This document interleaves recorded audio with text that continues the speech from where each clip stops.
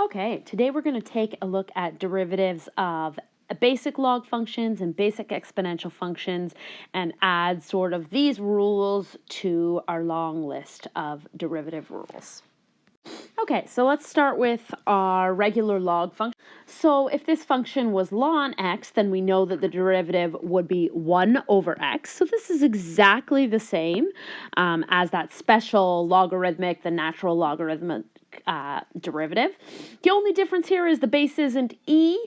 So on the bottom, we actually have to have ln of whatever that little a value is. And again, remember that if it was the natural log function, then it would be ln e, which is 1 and sort of disappears. So you can kind of remember it as being the exact same if that helps.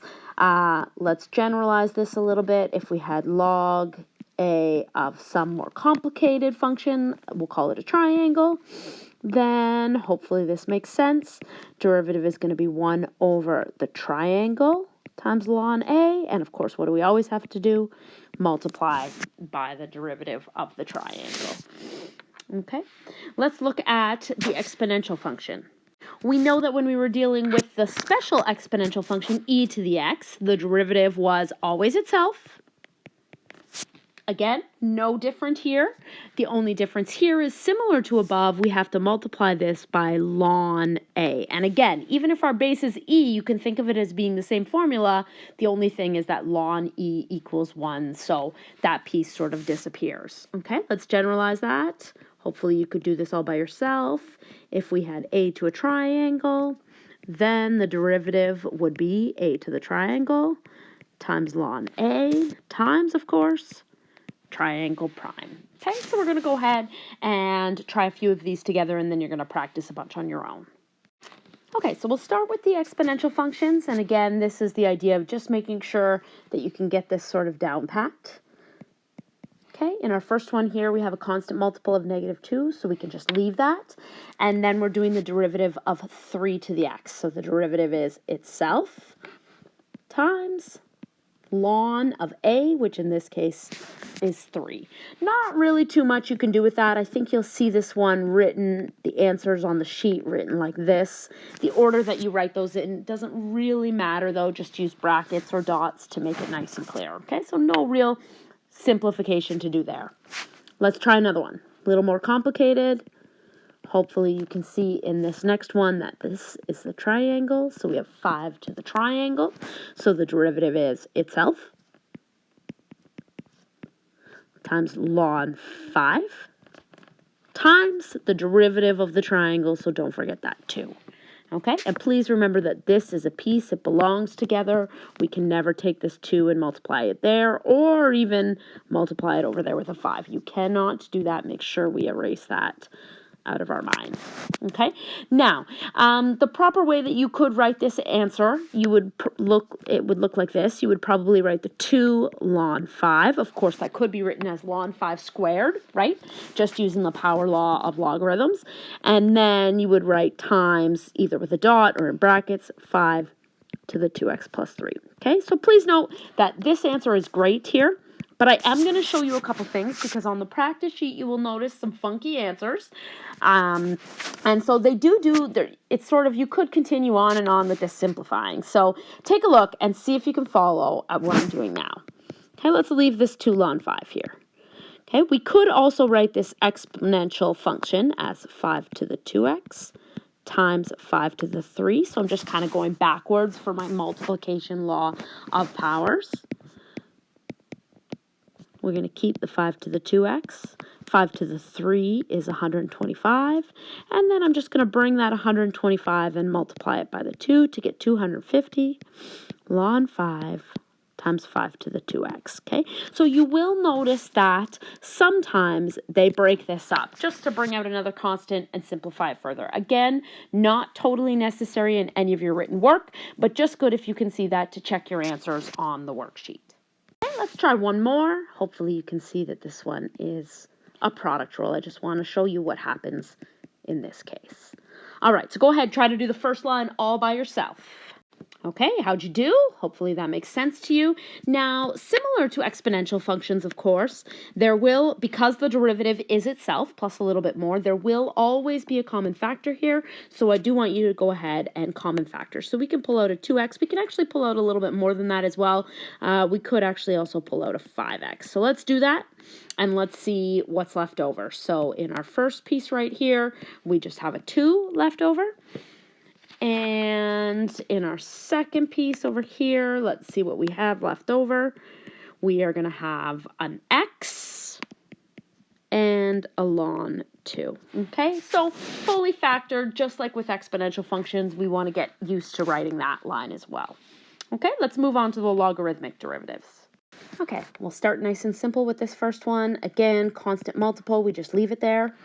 Okay, derivative of log 5x is 1 over x, and the base is 5, so we just need to add a ln 5 into the base. So you would just write this as negative 3 over x ln 5. Nothing you need to do to that one.